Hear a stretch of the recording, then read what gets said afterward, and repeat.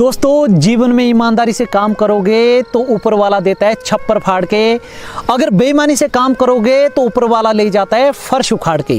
नमस्कार, मैं हूं आपका अपना दोस्त राम प्रकाश ठाकुर, हिमाचल प्रदेश की हसीन वादियों से आज फिर आपके लिए एक जबरदस्त वीडियो लेकर के आया हूं। दोस्तों, आगे बढ़ने से पहले अगर अभी भी आपने चैनल को सब्सक्राइब नहीं किया है तो चैनल को सब्सक्राइब कर दीजिए। सब्सक्रिप्शन के बगल में बेल आइकन दिखेगा आपको, उसको प्रेस करना मत भूलिएगा ताकि आने वाले टाइम में आपको इंपॉर्टेंट वीडियो की नोटिफिकेशन टाइम पर मिल सके। दोस्तों, एक बार एक लालची व्यक्ति होता है और उसके मन में हमेशा पैसे कमाने के भाव आते रहते हैं। एक दिन उसके मन में विचार आता है, उसके गांव वाले बहुत सारे लोग ऐसे होते हैं जिन्होंने गाय पाली होती है और गाय का दूध बेच करके वो बहुत ज़्यादा अमीर बन रहे होते हैं। उसके मन में भी विचार आता है कि मैं भी एक गाय लूँगा, परंतु गाय खरीदने के लिए उसके पास पर्याप्त धन नहीं था। अब धन कमाने के लिए वो गांव वाले सभी लोगों से बात करता है और कहता है कि आप जो दूध गांव में बेच रहे हैं, अगर हम इसी दूध को बाजार में ले जा करके बेचेंगे, उसके बदले में आपको इसकी ज़्यादा कीमत मिलेगी। उस कीमत का आपने कुछ हिस्सा मुझे दे देना ताकि मेरा भी रोज़मर्रा का जीवन अच्छे से चल सके।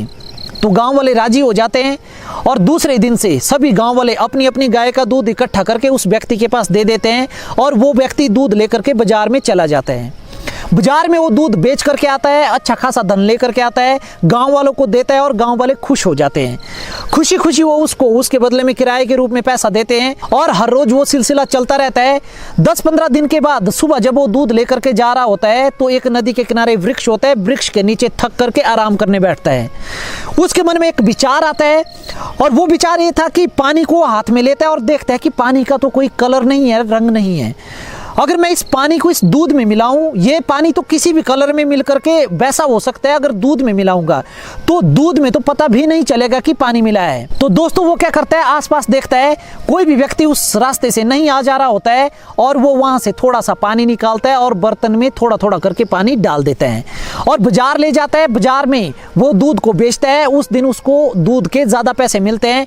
पहले दिन जितने पैसे मिले थे उतने पैसे वो गांव वालों को दे देता है और उसके जो एक्स्ट्रा पानी के पैसे होते हैं वो अपने आप को रखता है और ऊपर से गांव वाले उसका जो किराया होता है वो भी उसको दे देते हैं। ये सिलसिला 1 महीने तक चलता है और 1 महीने के बाद लालच उसका धीरे धीरे ज्यादा बढ़ता जाता है। दूसरा महीना होता है, तीसरा महीना होता है, चौथा महीना होता है और आगे आगे चलते चलते दोस्तों 1 साल हो जाती है। 1 साल तक पहले शुरुआत उसने 10% पानी के साथ की थी।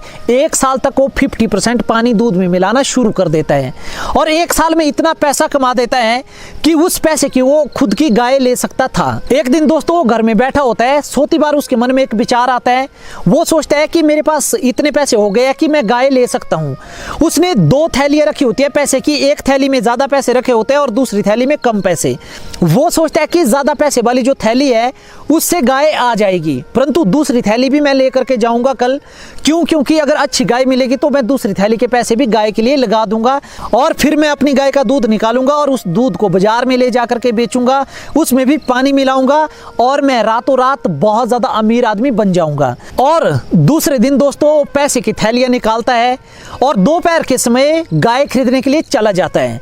और जैसे वो गाय खरीदने जा रहा होता है, धूप होती है और जिस वृक्ष के नीचे वो बैठा करता था, अक्सर पानी मिलाया करता था, उसी वृक्ष के नीचे आराम करने के लिए बैठता है। और जब वो वृक्ष के नीचे बैठता है तो बैठे बैठे दोपहर का समय होता है, उसको नींद आ जाती है, उसकी आंख लग जाती है। और जैसे नींद आई, पैसे की थैली उसने आगे रखी होती है, ऊपर 2 बंदर होते हैं वृक्ष में, बंदर नीचे आते हैं और उन पैसे की थैली को उठा करके वृक्ष पे ले जाते हैं। थोड़ी देर के बाद उसकी नींद खुलती है, आसपास देखता है पैसे की थैली उसको दिखाई नहीं देती है। वो सोचता है कि राहगीर कोई आता जाता उन पैसे की थैली को उठा करके ले गया होगा और चारों तरफ देखने लगता है। अचानक से उसका ध्यान एक वृक्ष के ऊपर जाता है और वृक्ष में उसको 2 बंदर दिखते हैं और उन बंदर के हाथ में वो पैसे की थैलियां होती है।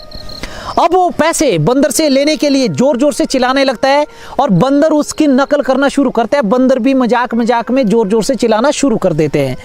थोड़ी देर में उछलना शुरू कर देता है और बंदर भी उसका मजाक उड़ाने के लिए उछलना शुरू कर देते हैं। और वो सोच रहा होता है, सोचते सोचते वो सिर खुजलाने लगता है और बंदर भी उसका मजाक बनाते हैं और सिर खुजलाना शुरू कर देते हैं। अब उसके माइंड में एक और आइडिया आता है, खूबसूरत आइडिया। वो सोचता है कि बंदर मेरी नकल कर रहे हैं। इस विचार का फायदा उठाते हुए वो क्या करता है, बंदर को बेवकूफ बनाता है। वो उसके सिर में टोपी होती है और टोपी को ऐसे निकालता है और जोर से नीचे फेंक देता है। बंदर भी उसकी नकल करते हैं, वो जो पैसे की थैली होती है ऐसे करते हैं और नीचे को जोर से फेंक देते हैं। एक जो कम पैसे वाली थैली होती है वो जमीन पे गिर जाती है और ज्यादा पैसे वाली जो थैली होती है वो सीधी जाके नदी में गिरती है। उस व्यक्ति को तैरना नहीं आता है।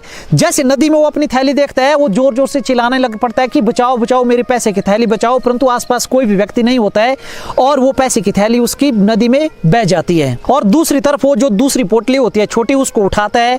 उसको उठा के हाथों में देखता है, वो सोचता है कि इसकी तो अब गाय नहीं आएगी और जोर जोर से रोने लग पड़ता है कि मैं बर्बाद हो गया, मैं तो लुट गया। और सिर पकड़ करके उसी वृक्ष के नीचे बैठता है और सामने से एक साधु जी आ रहे होते हैं। साधु जी उसको दुखी देख करके, रोता हुआ देख करके पूछते हैं कि भाई क्या हो गया, तू इतना परेशान क्यों है, तू क्यों रो रहा है।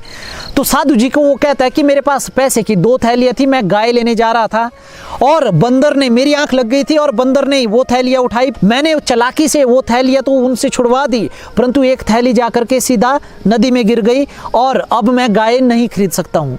तो साधु बाबा कहता है कि तू काम क्या करता था। तो वो कहता है कि मैं दूध बेचने का काम करता था। साधु बाबा फिर से उससे पूछते हैं कि कहीं आपका पैसा बेईमानी का तो नहीं था। तो उसको याद आती है और वो फिर से बताता है कि हाँ, मैं थोड़ा बहुत पानी मिलाया करता था दूध में।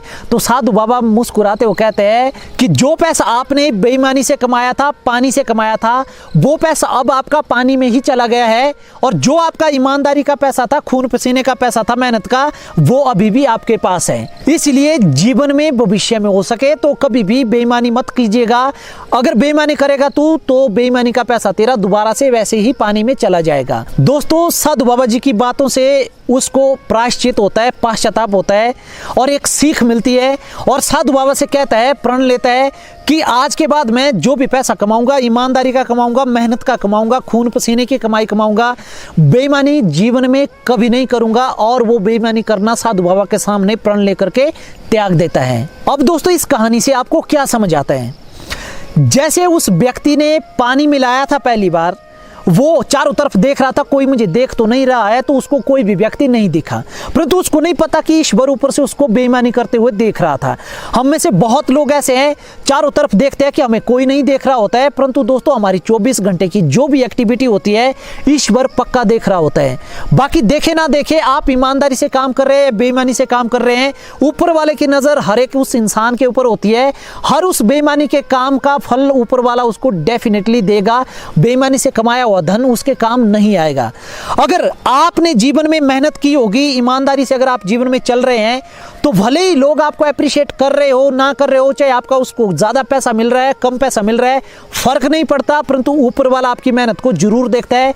जब ऊपर वाला आपकी मेहनत को देखता है तो उसका फल आपको भविष्य में या आज डेफिनेटली मिलेगा ही मिलेगा। दोस्तों, दूसरी बात दोस्तों, इस कहानी से हमें ये समझ आती है, जब भी हम किसी बुरी आदत में पड़ते हैं, चाहे वो बीड़ी सिगरेट पीने की आदत हो, चाहे नशा करने की वो आदत हो, खैनी गुटखा खाने की आदत हो, किसी की आलोचना करने की आदत हो या किसी की बुराई करने की आदत हो, शुरुआत में वो थोड़ी कम होती है। जैसे उस आदमी ने धीरे धीरे वो पानी शुरुआत में कम मिलाया था, धीरे धीरे उसने वो पानी ज़्यादा मिलाया था, वैसे हमारी आदत भी धीरे धीरे बढ़ जाती है। एक समय ऐसा आता है उसका परिणाम बहुत ही भयानक होता है। फिर हम या तो बीमार होते हैं या तो किसी प्रकार की कोई बड़ी चैलेंजेज या समस्या हमारे सामने आती है। उस समस्या को हम फिर फेस नहीं कर पाते। उसका दोष जब फेस नहीं कर पाते हैं तो बेचारा बन करके लोगों की सिंपैथी लेते हैं हम। और दोष किसको देते हैं? किस्मत को देते हैं या दूसरे इंसान को देते हैं या भगवान को देते हैं।